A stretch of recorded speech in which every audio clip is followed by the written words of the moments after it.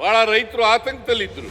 ಅವ್ರಿಗೆ ಏನಪ್ಪಾ ಅಂತಂದ್ರೆ ಬೆಳೆ ಹಾಕ್ಬಿಟ್ಟಿದೀವಿ, ಭತ್ತದ ನಾಟಿ ಎಲ್ಲ ಆಗಿದೆ, ಬೆಳೆ ಬಂದಿದೆ, ನೀರು ಹರಿದೋಗ್ಬಿಟ್ರೆ ಬೆಳೆ ಸಿಗೋದಿಲ್ಲ ನಮ್ಮ ಕೈಗೆ ಅಂತೇಳಿ ಆತಂಕದಲ್ಲಿದ್ದರು.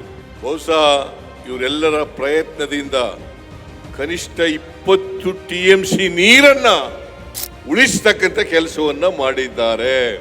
ಜಲಾಶಯದಲ್ಲಿ 101.773 TMC ನೀರಿದೆ. ವಿರೋಧ ಪಕ್ಷದವರೆಲ್ಲ ಟೀಕೆ ಮಾಡಿದ್ರು.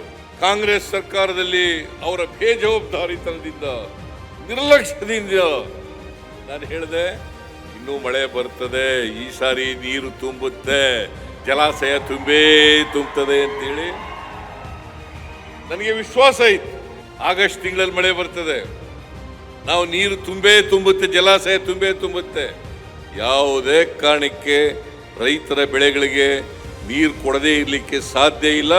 ನೀರು ಕೊಡ್ತೀವಿ, ರೈತರಿಗೆ ನಷ್ಟ ಆಗದ ರೀತಿ ನೋಡ್ಕೊಳ್ತೇವೆ ಅಂತಕ್ಕಂಥ ಮಾತನ್ನ ಹೇಳಿದ್ದು. ಇವತ್ತು ಮಳೆರಾಯನ ಕೃಪೆಯಿಂದ ಇವತ್ತು ಜಲಾಶಯ ತುಂಬಿದೆ. ಮೊದಲನೇ ಬೆಳೆಗೆ ಯಾವುದೇ ತೊಂದರೆ ಆಗಲ್ಲ.